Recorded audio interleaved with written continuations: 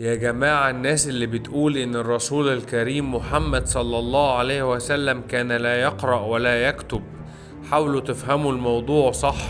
الرسول محمد صلى الله عليه وسلم بعث بالقرآن الكريم، الإعجاز العلمي للغة العربية، واللغة العربية كلام الله عز وجل، ولسان العرب قراءة وكتابة، وكانت العرب أشد الناس بلاغة وفصاحة في اللغة العربية.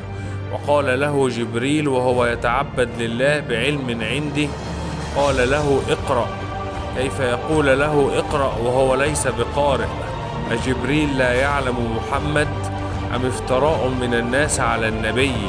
وللعلم أن معنى الأمية في معجم لسان العرب هي مصدر صناعي من ومعناها الغفلة أو الجهالة، ويأتي على عدم شيوع الكتابة والقراءة.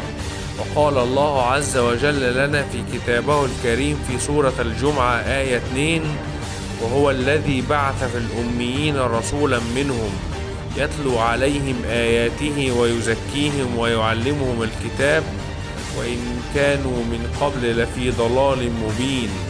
فالرسول محمد أشرف خلق الله، الرسول محمد حبيب الله، الرسول محمد هو المختار من الله، الرسول محمد هو المصطفى من الله، الرسول محمد هو سيد الخلق أجمعين، الرسول محمد هو نبي ورسول من رب العالمين، الرسول محمد بعث رحمة للعالمين، الرسول محمد بعث ليخرج الناس من الظلمات إلى النور.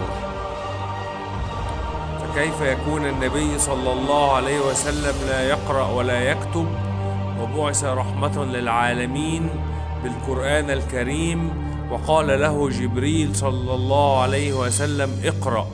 أجبريل لا يعلم محمد وهو حبيب الله وهو المختار من الله وهو المصطفى من الله؟ وهذه الآية الكريمة كما ذكر الله لنا: وهو الذي بعث في الأميين رسولا منهم يتلو عليهم آياته ويزكيهم ويعلمهم الكتاب وإن كانوا من قبل لفي ضلال مبين.